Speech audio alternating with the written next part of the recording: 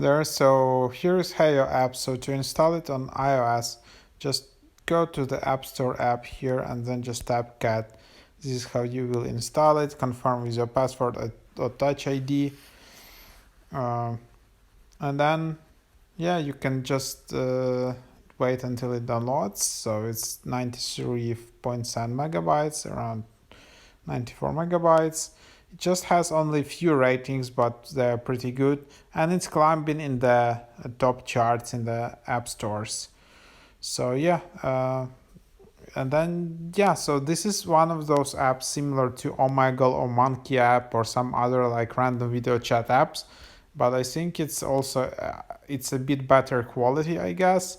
So it's better design, all of that, and then you can just keep topics of your interest and then just add your nickname, gender, and tap login.